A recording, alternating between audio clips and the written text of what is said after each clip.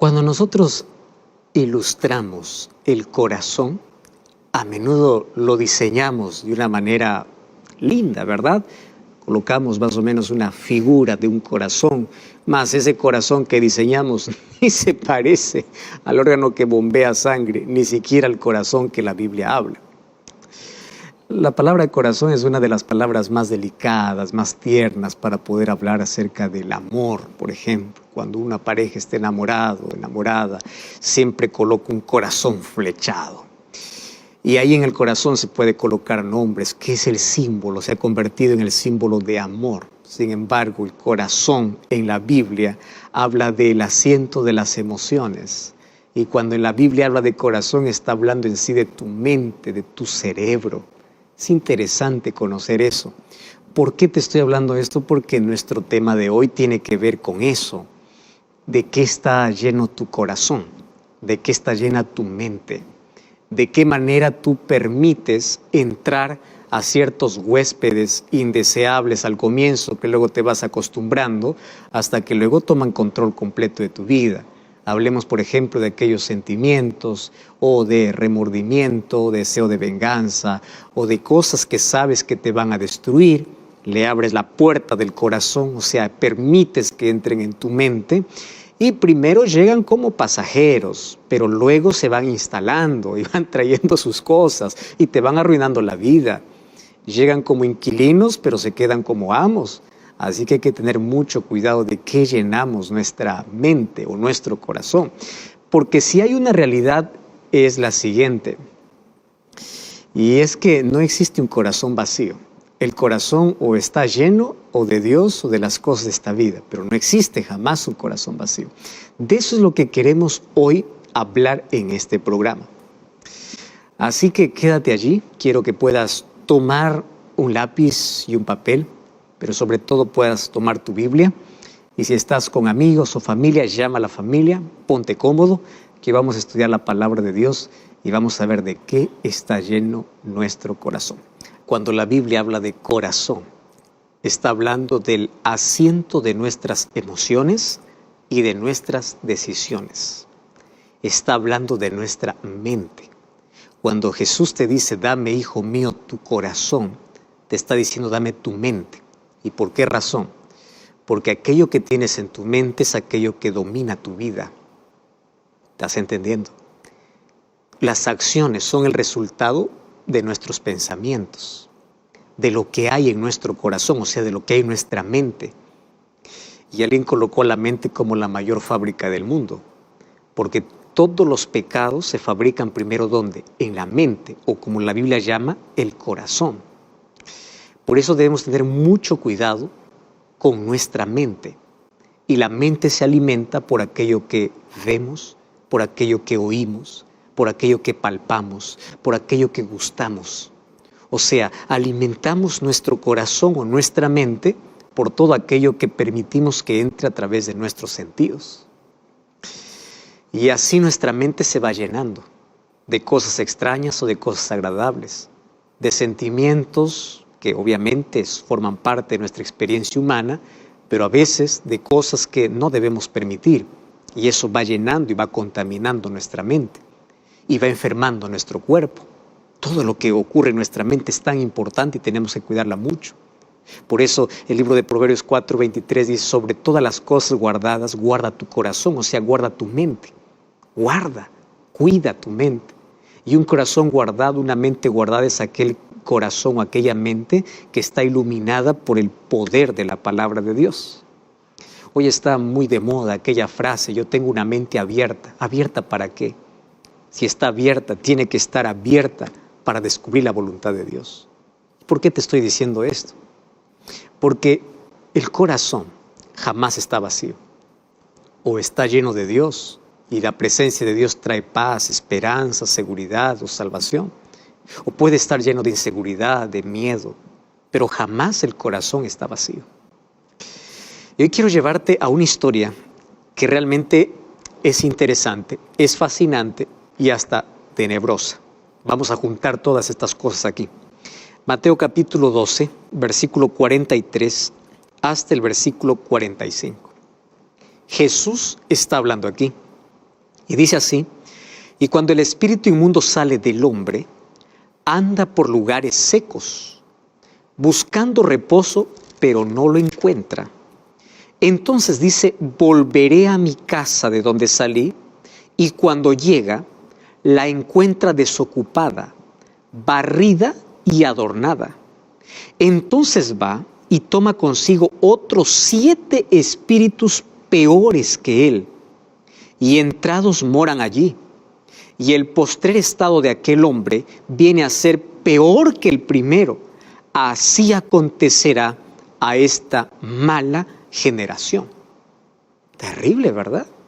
Está hablando de un espíritu que sale de la vida de un ser humano, ilustrando aquí como una casa, que cuando lo deja está todo desordenado y arruinado, pero ese espíritu no lo abandona por completo el ser humano, sino que vuelve. Y cuando vuelve la encuentra adornada, barrida, limpia, y dice: pero yo no quiero vivir aquí solo. Yo voy a traer otros 7 peores que yo para que nunca más podamos salir de la vida del ser humano. Por eso te digo que esta es una historia un poco tenebrosa de lo que Jesús está hablando. Vamos a la ilustración, porque Jesús aquí está ilustrando la vida como una casa. Y a mí me encanta esa comparación, porque en sí la vida es como una casa. La mente especialmente es como una casa. Y en una casa tú tienes varios cuartos, ¿verdad? Tienes una sala, una cocina, tienes cuartos. Pero ¿por qué una casa? Porque una casa tú permites quién entra y quién no. Esa es la ilustración de la casa. Nadie puede entrar a tu casa sin tu permiso. Nadie puede entrar a tu mente si tú no lo permites. Tú decides en qué momento sacar a alguien de tu casa, porque es tu casa. Así es tu mente. Entonces, como toda casa, nuestra mente tiene muchos cuartos. Y algunos cuartos están oscuros y cerrados, que da miedo abrir. Puede ser que estos cuartos estén llenos de traumas, de complejos, de heridas, de recuerdos dolorosos, de traiciones, de frustraciones, de decepciones. Hay otros cuartos en nuestra mente que hay huéspedes indeseados que no pagan alquiler, pero que viven en esa casa complicándonos la vida. Son aquellos sentimientos destructivos, odio, rencor, que tú decides cuándo sacarlos de tu casa o cuándo sacarlos de tu vida. Recuerda que la vida aquí es comparada como una casa. Pero ¿qué sucede cuando Cristo es invitado a esa casa? O cuando nos entregamos a Cristo. Mira qué lindo, a mí me encanta lo que dice el texto. Dice que la casa primero es desocupada, barrida y adornada. Eso me gusta. Porque la vida puede ser un caos, un total caos sin Cristo. Pero cuando Cristo es invitado a nuestra vida, Él no lo deja como está. Ya mencioné en un programa aquí, de que tú puedes ir a Cristo como eres, pero nunca te deja como estás. Tú puedes decir: Cristo me ama como soy. Es verdad, te ama como soy, pero nunca te va a dejar como estás. Te va a cambiar. Entonces Él barre tu vida. Él adorna tu vida, Él ilumina tu vida. Y si tú le permites entrar a esos cuartos oscuros, llenos de heridas, que tienes miedo tú mismo a abrir, Cristo va a limpiar. Él va a sanar las heridas más ocultas y más profundas, porque Él sabe dónde están. ¿Y por qué Jesús contó esta ilustración? Cuando nosotros vamos a Mateo capítulo 12, versículo 22, encontramos que Jesús acababa de curar a un endemoniado, ciego y mudo. Y claro, todo indicaba que este hombre, una vez curado, no tomaría la iniciativa de invitar para que Jesús pueda estar en su vida. Fíjate lo que sucede. Jesús hizo un milagro. Jesús sacó un demonio dentro de él que había poseído, pero él dijo: bueno, ahora estoy sin el demonio, ahora quiero hacer mi propia vida. No necesito ni a Cristo. Ya estoy libre del demonio, pero yo quiero ser yo. No necesito que Cristo gobierne mi vida. Y aquí hay un problema. De nada sirve un milagro si el corazón va a continuar vacío sin Cristo. Si la mente va a continuar vacía, no perteneciendo a Cristo. O sea, de nada sirvió el milagro de expulsar al demonio de la vida de este muchacho si él no invitaba a Cristo a estar en su vida. ¿Por qué? Y aquí Jesús dice: porque puede ser que de aquí a poco el último estado sea peor que el primero. Porque el demonio, una vez que sale de tu vida, no te va a abandonar. Va a estar dando vueltas, esperando una puerta abierta para poder ingresar. Y claro, como Jesús ya limpió tu vida, dice, este es mi hogar, yo quiero estar allí. Pero Él viene con otros peores, viene con vicios, viene con otros problemas, con otros sentimientos destructivos para acabar con tu vida. Entonces aquí viene el peligro de decir, yo no quiero a Cristo en mi vida, porque mi vida prefiero que yo lo pueda gobernar. Nadie gobierna su propia vida. O está Dios en el trono, o está Satanás en el trono. Ahora fíjate, la vida espiritual es comparado a una casa barrida y adornada. ¿Cuándo sucede eso? Cuando permites a Cristo entrar en la vida.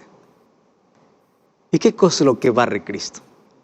Cuando Cristo entra a tu vida, Él barre las supersticiones paganas.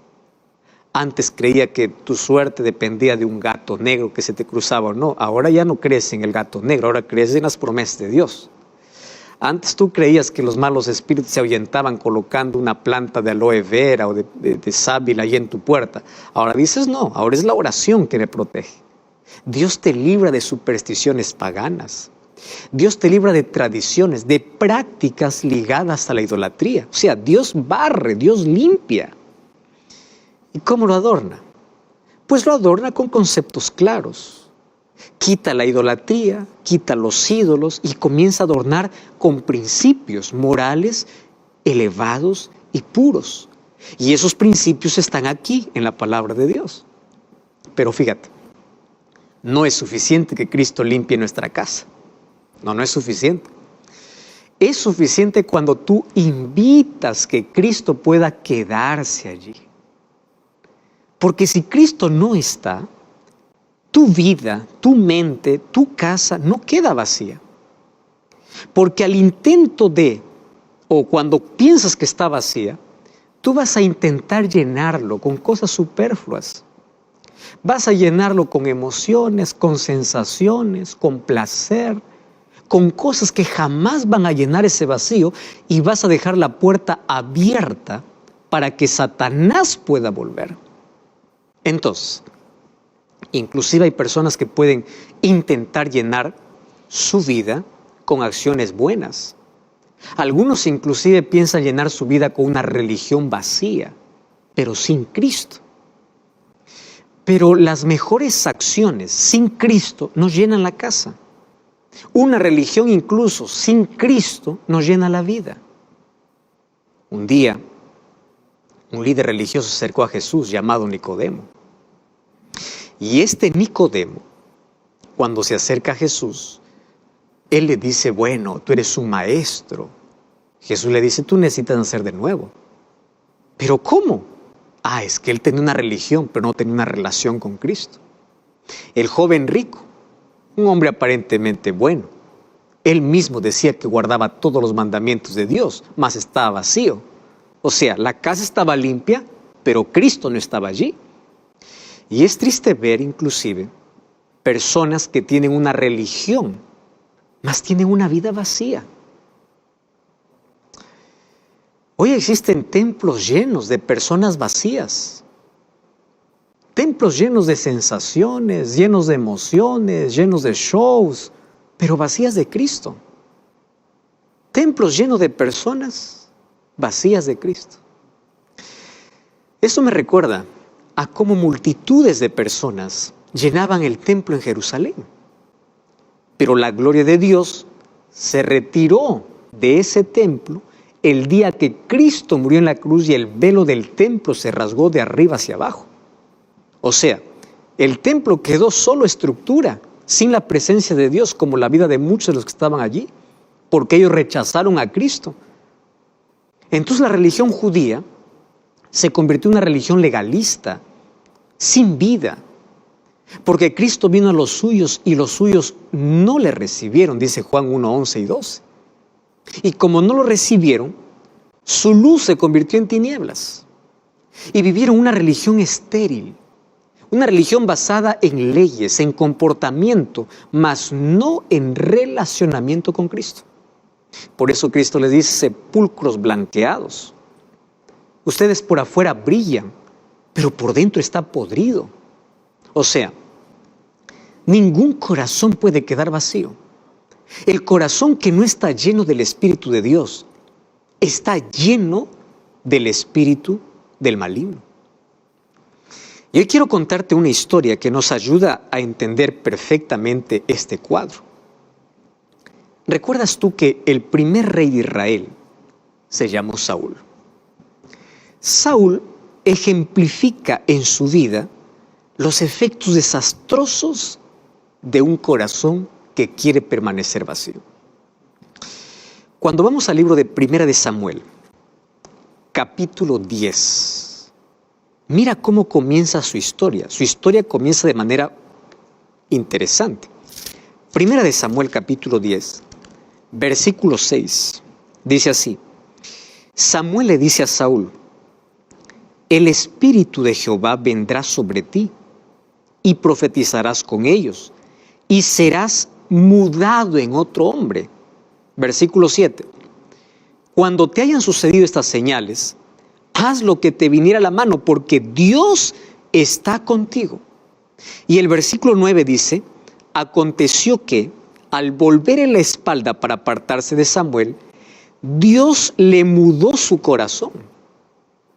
¿Quién hizo eso? El Espíritu de Dios. Mira qué interesante. Saúl tuvo un buen comienzo. Dios transformó su vida. Y el profeta le asegura a Saúl que el Espíritu del Señor se apoderará de su corazón. Y es por eso que él se convertirá en otro hombre. O sea, él sería transformado. Es la manera antigua de decir que Samuel se convertiría, que sería transformado en un hombre lleno del Espíritu de Dios, lleno del Espíritu Santo. ¿Y eso qué significaba? Que Dios iba a iluminar su mente, iba a guiar sus decisiones, que él iba a pensar de manera diferente, que él iba a ver la vida de manera diferente. Porque ese es el ideal de Dios para el ser humano. Ahora el versículo 9 dice que Dios le cambió su corazón.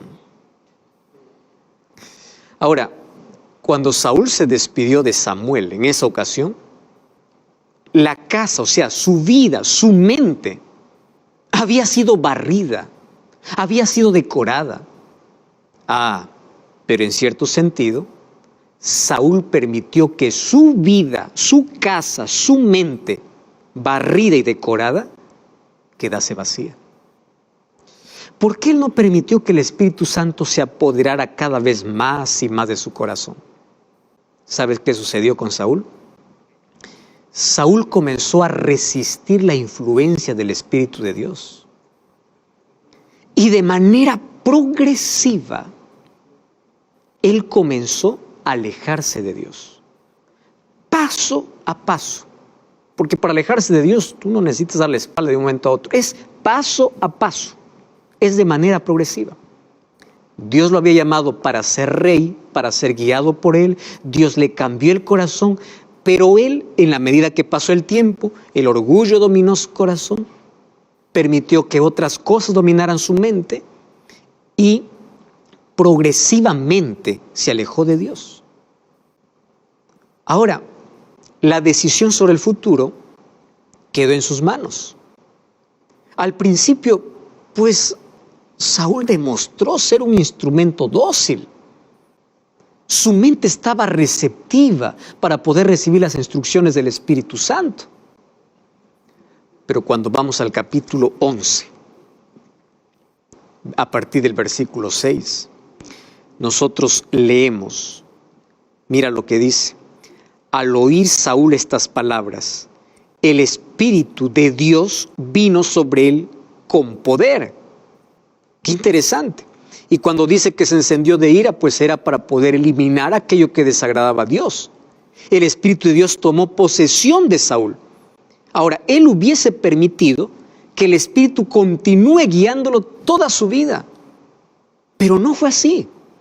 Lamentablemente, cuando avanzamos en los capítulos del libro de Primera de Samuel, relata la rebelión gradual de Saúl a través de actos sucesivos de presunción y desobediencia.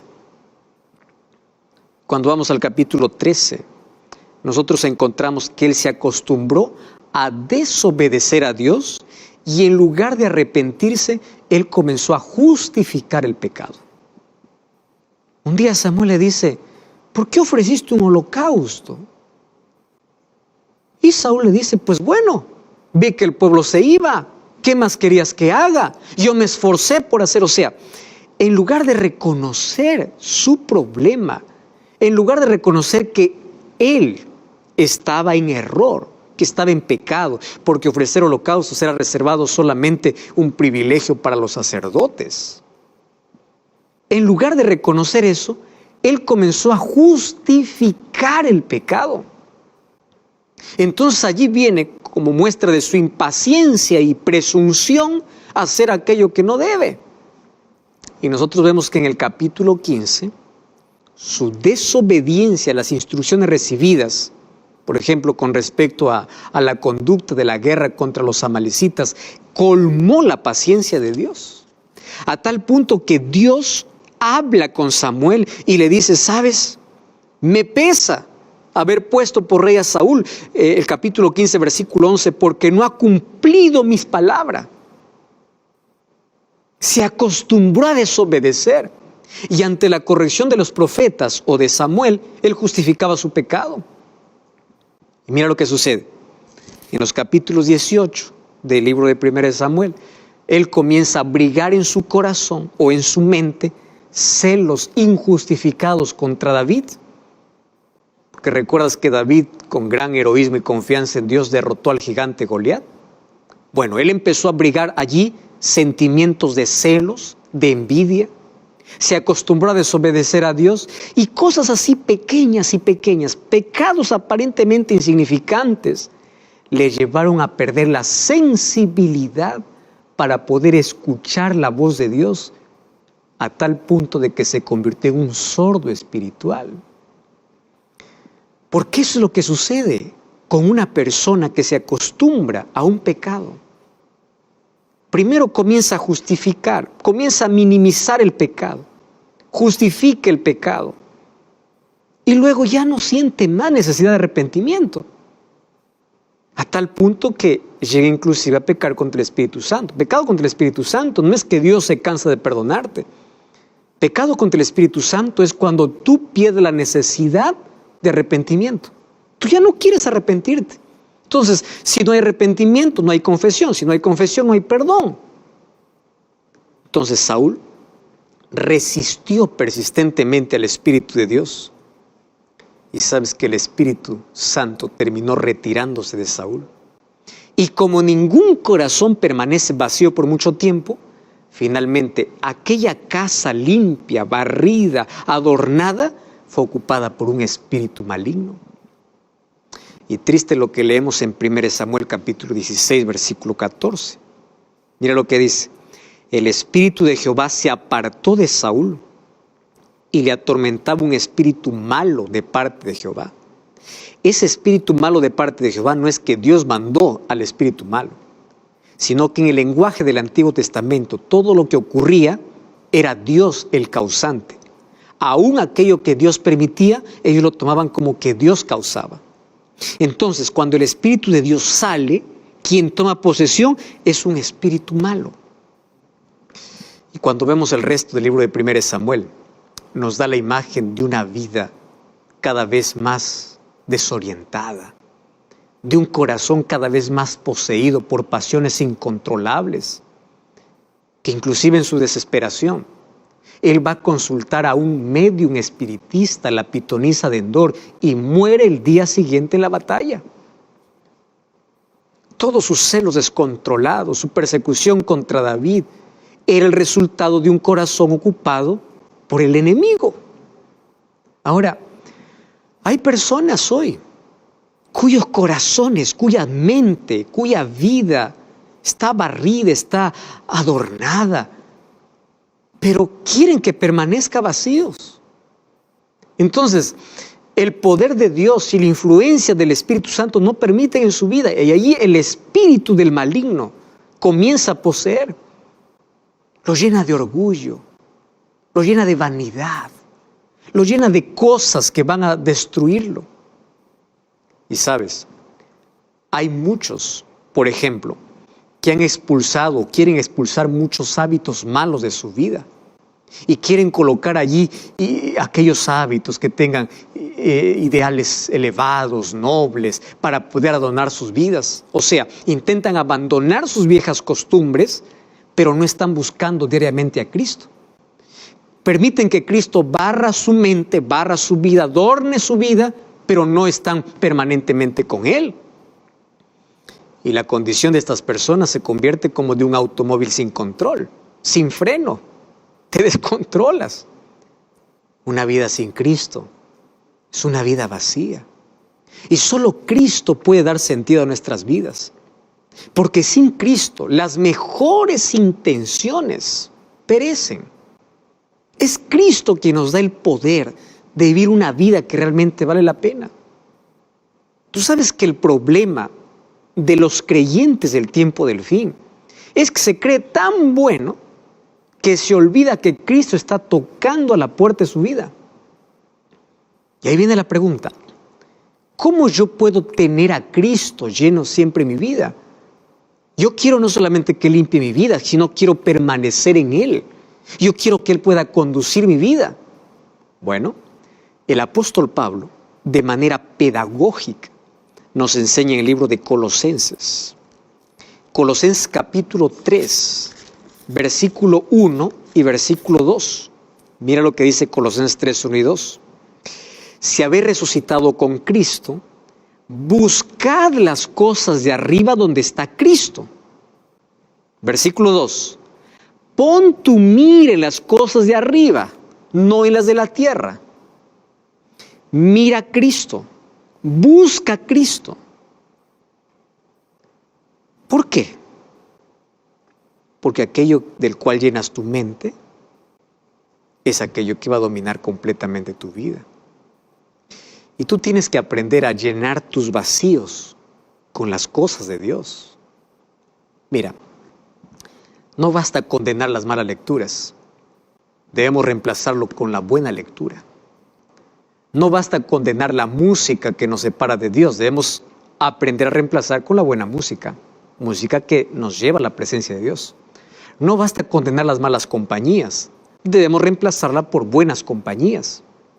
Porque las prohibiciones son contraproducentes, porque dejan un vacío y el enemigo intentará llenarlo con sus cosas. Entonces el acto de deshacerse de los hábitos pecaminosos del pasado debe ser seguido por un acto positivo, de ponerse aquellas vestiduras de justicia de Cristo, de reemplazar por las cosas de arriba, como dice el apóstol Pablo. Por eso Romanos capítulo 13, versículo 12, es una invitación para todos hoy. Dice así: la noche está avanzada, se acerca el día.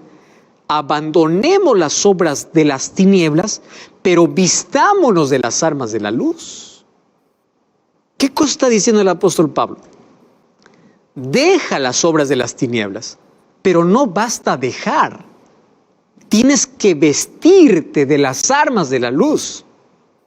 Porque si tú solamente abandonas y no te vistes de luz, el diablo va a intentar cubrir aquellos vacíos de tu vida.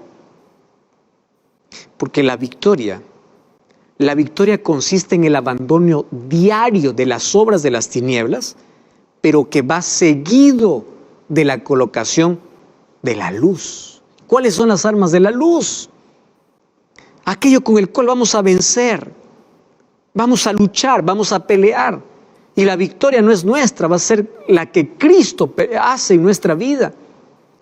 Y el apóstol Pablo en Efesios capítulo 6 habla de una armadura que tiene que ver con salvación, con justicia, con oración, con la palabra de Dios, o sea, con una comunión con Dios, permitiendo que nuestra mente se llene de Dios. El cristiano que anhela la vida eterna no se contenta con dejar a un lado las vestiduras andrajosas del pecado, sino que va a insistir en ponerse aquellas vestiduras blancas de la justicia de Cristo. ¿Sabes que hay un texto impresionante? Dice, cuando el ser humano se entrega por completo a Cristo, un nuevo poder toma posesión del corazón. Y cuando ese nuevo poder toma posesión del corazón, entonces se produce un cambio que el ser humano no puede obrar por sí mismo. Cuando el ser humano se rinde a Cristo, Cristo se convierte en su fortaleza en medio de un mundo repugnante. ¿Y sabes qué cosa sucede?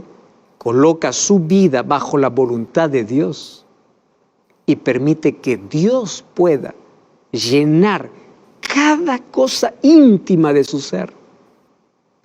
Y así llega a ser una persona totalmente llena del Espíritu, llena de Cristo. ¿Sabes? El libro de Apocalipsis capítulo 3, versículo 20, revela nuestra condición. Y Apocalipsis 3:20 es una invitación de Dios. Y dice, he aquí yo estoy a la puerta y llamo.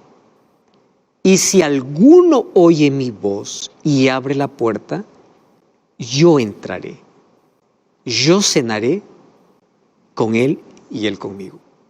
Ahora préstame mucha atención a lo que te voy a decir. Nuestro mayor problema es que queremos llenar nuestra vida de todo menos de Dios. Queremos llenar de títulos, queremos llenar de placer, queremos llenar de cosas, queremos llenar de emociones, queremos llenar de satisfacciones, queremos llenar de dinero, de avaricia, de codicia. O sea, nos llenamos de todo. Y Jesús sigue fuera de nuestro corazón. Lo más triste es que muchos quieren llenar inclusive de buenas obras.